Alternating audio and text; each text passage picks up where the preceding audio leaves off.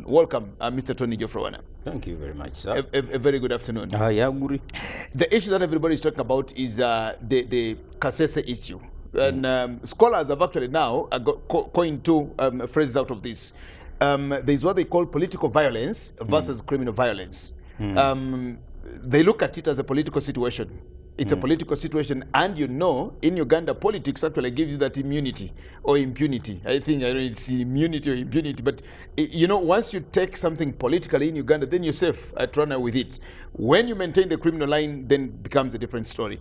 Let's just look at all these issues, the Mumbere issues, the Mumbere sagas, where some actually are coming out to even say maybe government is not doing its best in all these issues. You're welcome. I think the government is loudly silent. I think the security forces out there are doing what they are supposed to do. Now, the political side of the contest now is in the hands of the politicians. And so far, I'm not yet very impressed by what the government is doing by way of indicating the necessity of the operations going on now. How should they have done it? First of all, to impress the public. Not to impress, to inform. The public may not be impressed, but they should be informed. That's why UBC here may not be very popular, but it is very necessary. This is a hearts and minds debate. The criminal aspects of what is happening in Kasese must be addressed in that way. So you are maintaining a criminal line. You insist there is a criminal aspect of what is happening there. Yes. Not as a politician who is saying it's just a politically motivated. No, the politicians are saying it. Who is that politician by the way? No, he's not a politician actually. He's a scholar, Professor Ndebesa. He says... Mwambusia is a politician. Oh, okay. Being a politician is not a crime. But in Uganda, it says, it's like some crime. No, it shouldn't be. Professor Ndebesa is a politician at Makerere University, just like Afuna Dura and others. They are politicians at Makerere. Yes, in between teaching, they politique, like they are doing now. So Mwambusia, what is his argument? Is that there is a political crime in Kasese? Political violence vis-a-vis criminal violence. So which laws of Uganda permit political violence? No, but as long as it becomes violence, I think violence cannot be a good thing. I want the land professor to show us some clause in the legal scriptures which allow political violence. You know what has happened lately? We do not have those laws, but for as long as you pose as a politician, you can run away with it. Why do you agree with that? I'm not agreeing with that. Do you know that His Royal Highness Charles Wesley Mumbere is not where he wants to be? No, it's not. So why are you then agreeing with that? Some people will make you agree. Why? Legally, what Dr. Kiza Bestie did, you remember when he saw himself and the YouTube video circulated when he took oath of as he's swearing himself as a president. Yes. Now that was legally not right, but because it got political connotations, it became political witch hunt and all these things. And as a politician, he actually went away with that. But there is no way you can justify it, and you can't call it correct in any way. No, you can. If it is categorized as having fun or letting off steam. If you agree that he was entertaining his supporters, you let it off. But when he persists in saying that he is the constituted authority of Uganda, and then he goes on to ask the president of Uganda to open Makerere, when he is supposed to be the president. The contradiction comes on now. But that's his. And now that you bring in Dr. Besigye, it is of historical interest to remember that he has attended only one coronation anniversary in his life, and it was that one of Charles Wesley Mumbere on 19th October 2009. Has it got any he meaning was now? There seated next to the Honorable Winnie Kiza, who is now very angry. I will show you the video one time. He was very angry, as if showing that I should have been the chief guest at this important function. Yoweri Museveni, his buddy from the Bush days, was the guest of honor. As a president? Yeah, but I could read that Dr. Besigye was as if saying, I should have been the one there. That's 2009. Now let's talk about Mumbere, Charles Wesley Mumbere himself. Let's have a look at some of these pictures to flash back a little to where Mumbere has actually come from and what much of these things have been happening. Now, I'll request you that you tell us some of the things now. There is yes, this is the new vision of Friday, July 5th, 1991. There was a rebel of one of the rebel groups in Kasese at that time. It was, I think, National Army for the Liberation of Uganda. And one of the commanders, the late Major Richard Kinyamisitu, was reaching a phase where he was concluding talks with the NRM government. So Kinyamisitu here was a rebel? Yeah, he was also a rebel. But him and the group led by Charles Wesley Mumbere were not in agreement. So when the news leaked that Kinyamisitu was talking to the NRA, at that time the brigade commander was this man who came back recently from abroad, from exile, the colonel. Chakabari. Anthony Chakabari was in charge of that brigade. So the group led by Mumbere, they killed him. So who killed Kinyamisitu? Mumbere group in 91. Because he had started was now talking to the NRA. Yeah. Yes. Now there is this also? Now this one happened in July 2 years ago. Just recently? Yes. What is happening now is a repeat of July 2 years ago. In that incident, by the first count, we had lost 22 guns. The government lost 22 guns. Somebody called me after the show I had with the deputy spokesperson, Kano Shaban Bantariza, to say, but why would government bring all this force to a force that has only one gun? Somebody talked about just one gun. Okay. Yes. But I think it needs to be reminded here. Yes, that is the new vision of July 2014. And the person they are carrying was actually the RDC of Bundibujo who had been shot. Yes. Mujuni, I think. Yes, Captain Mugizi. Mujuzi, not Mujuzi, yes, actually. he had been shot. Captain Mujuzi. Yes. Okay. Let's look at the others. Now you are just counting people. Rwenzururu attacks death toll hits 98. That is 2 years ago. Flip through, let's see more.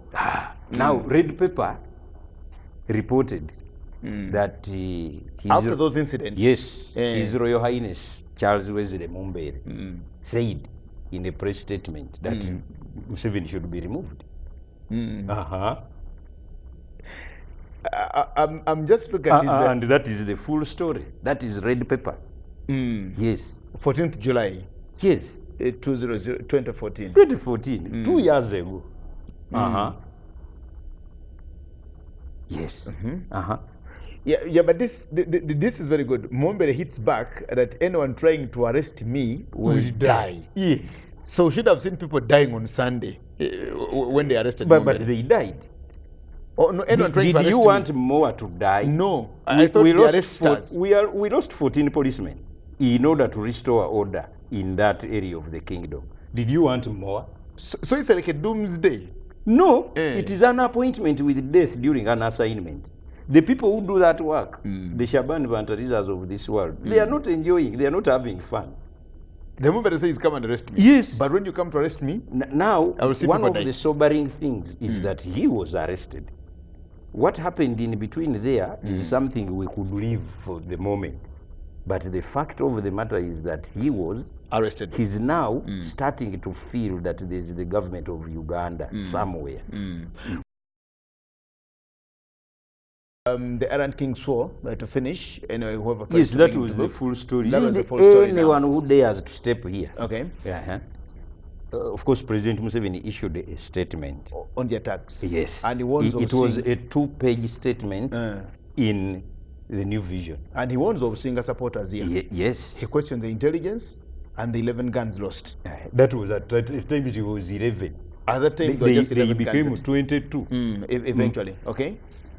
Now there is something historical there. In July 1898, Ssekabaka Daniel Mwanga declared war on his government, which was led by Sir Apollo Kagwa, the Mugwanyas, and the Wazungu.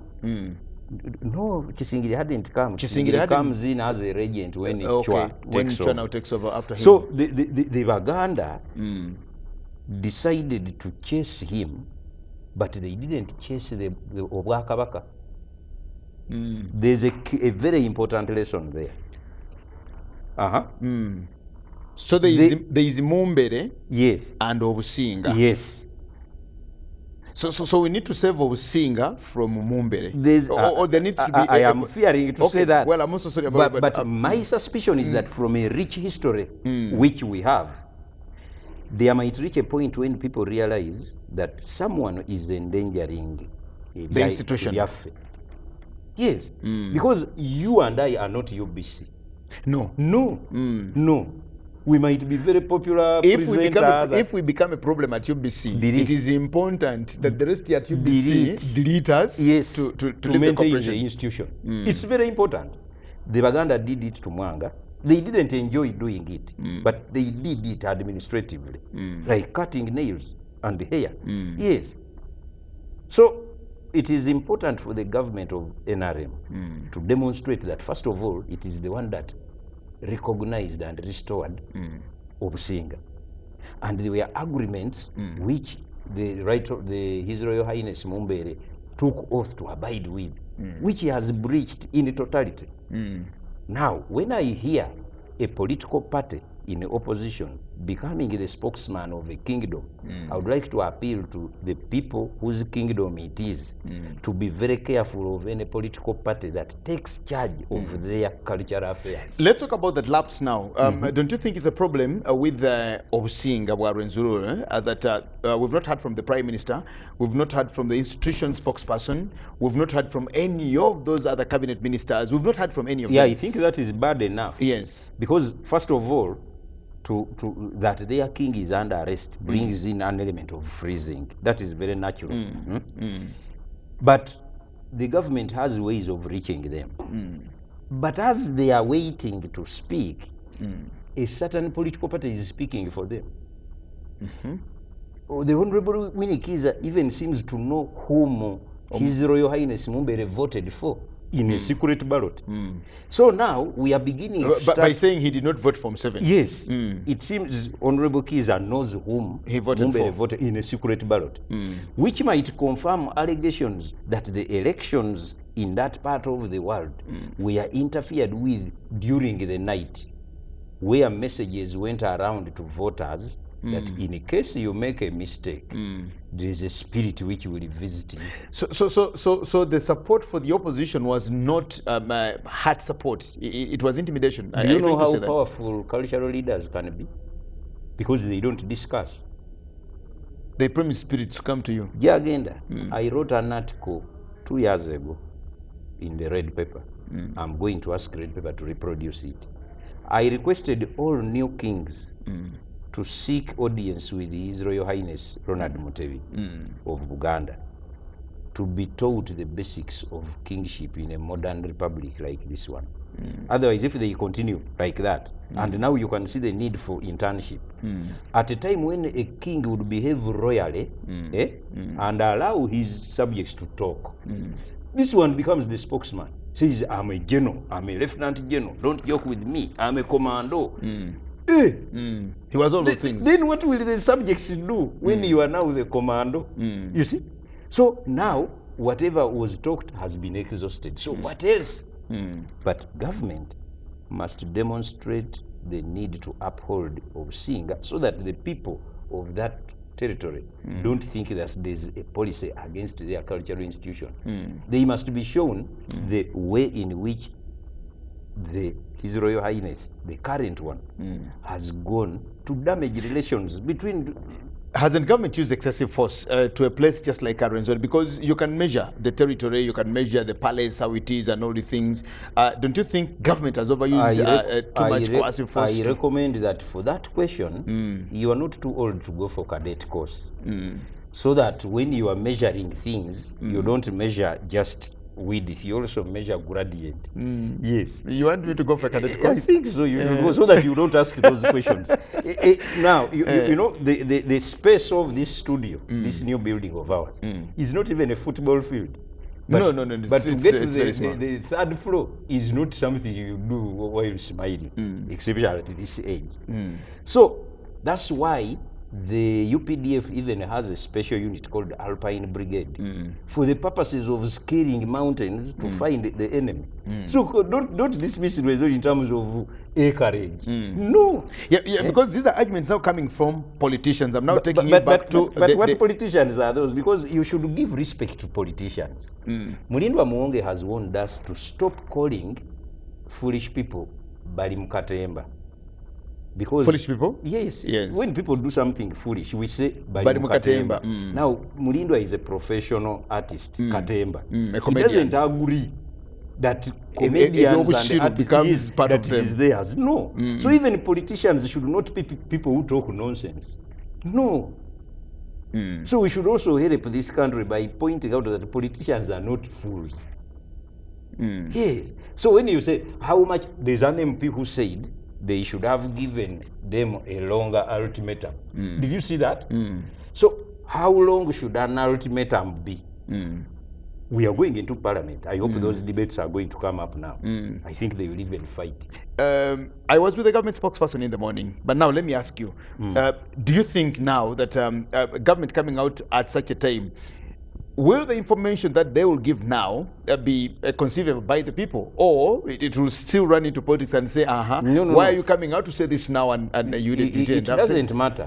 A prescription by a medical doctor, you may dispute it, but it's the one.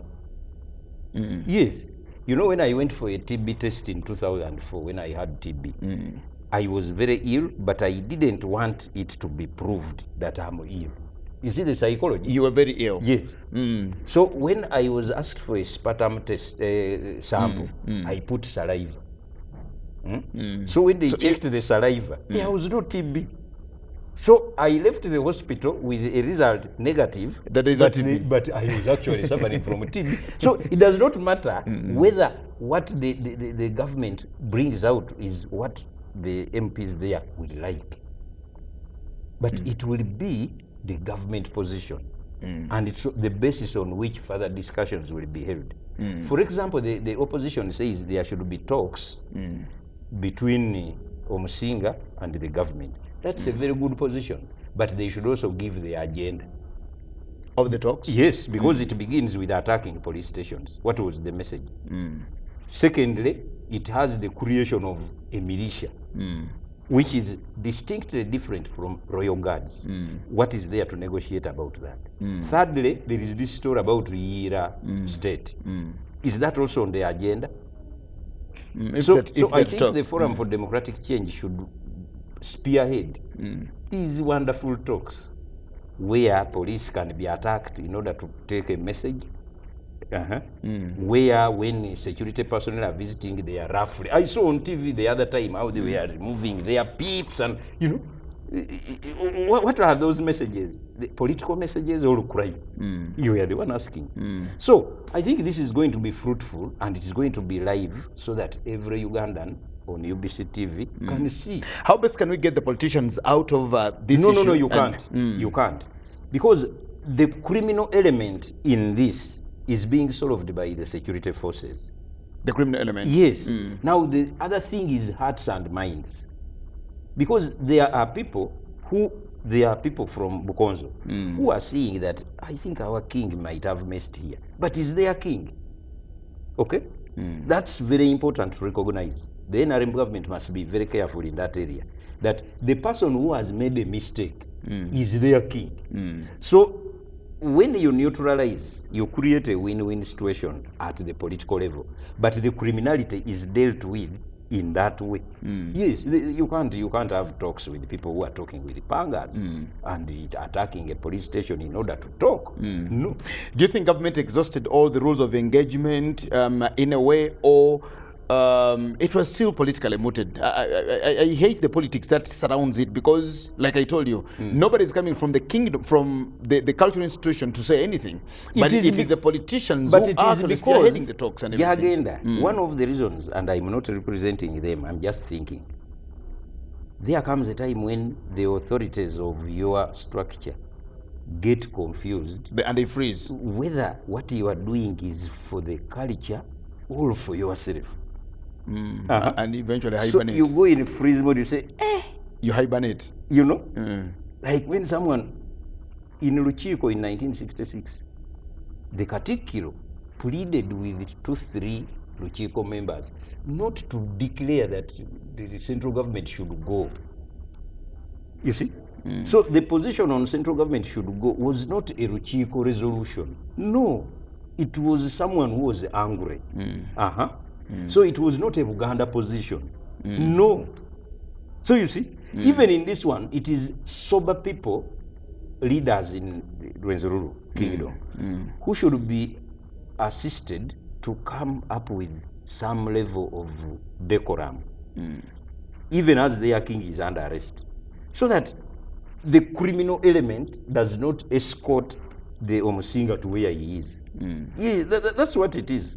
So you deal with the physical criminal element first, then you talk. But the talks did not begin with the suggestions for a meeting. Their method of talking began with attacking the police. So were they initiating talks in that way? So you deal with the attacks first. You open the penal code, you find out how to charge those involved in the attack. Then if there's any politics to talk, you talk it. Unfortunately, on the agenda could be the creation of another state by taking part of the Republic of Uganda to that state. I don't think that is on the cards. It could be fortunate, but I don't think it will be on any government agenda. I don't think so. Government can't. No. No. And I don't know whether, I heard you asking the same question. I don't know whether DR Congo is also in this. Because when they talk about the Ira Republic, or the Ira state as they want to call it, when you look at its composition, even in terms of population, the majority, they say about 1 million reside in Uganda, but over 4 to 5 million people actually in the other part of Congo. You really want shillings. Well, I want shillings, and talk about 5 million shillings here.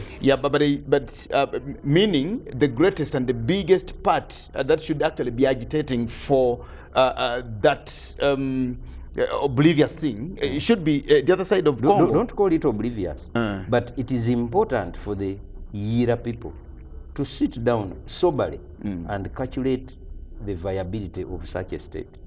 Away from the passions. You know, one time I was discussing this kind of federal which involves encirclement.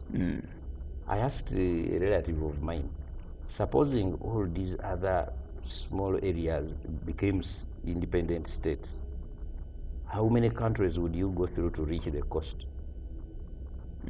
Yes, and you keep paying toll. He told me, yeah, we can cross that bridge when we reach it. Okay. Now it's important for Mzee of that area to sit down, because the feelings of getting independence are in many people's hearts. But study whether it is practical and feasible. There's a scholar who wrote that when you are building a wall, you should be careful to know what you are walling in, but more so what you are walling out. Yes. Ozimbe chikomera, then it may mean that when there is a fire brigade does not find it easy to get in, because you built it. Or when you have problems inside, it's also not easy for you to come out. Yes, because you are very secure inside your problem. Secure in the problem. Well, let's make comparisons. Look at the Emorimori. The Emorimori, who presides over Papa Iteso. No, observe a second moment when you talk of that. No, why should I observe a moment? Because it's not very ordinary. Yes, I know. I know that. Okay. And that is my Emorimori as well. Okay. Why doesn't, let's look at such a scenario, because when these now talk about the Ira state saying, you know, we're in Uganda and we're in Congo, the Emorimori also presides over the Itesots of Uganda and those of Kenya. He actually crosses border and he goes there. The Itesots in Kenya recognize him, work happens, and it returns back to his palace in Uganda. And there's no talk about the state of Teso. The Teso state or something No. like that. Why can't we learn something from that? Not we. Why can't they learn something? It is I wanted to be part of them. Because, you know, Gyagenda, His Royal Highness Mumbere is not the only cultural leader who has a border contiguous with another country. His Royal Highness Rauni of Alur, the other time when we were there, people came from Congo. Yes, in Pakwa, to pay their respects. They came from Congo. Yes. You know? You see, the paramount chief of Acholi, there's a community which comes from across the border. So, what's this trouble? What's this trouble? Why is it only that area that is feeling this itch? Now, because Congo has had a history of not policing its borders very well, I think from which they recovered, you may find that the king might want to create a rare base in another country. Now, that one again will have to be solved in another language.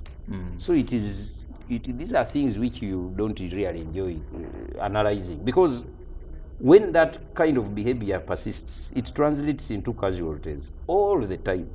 Yes, the best borders are those we draw by a pen, but most borders are drawn by the barrel of a gun. Very, very unfortunate, but these things happen.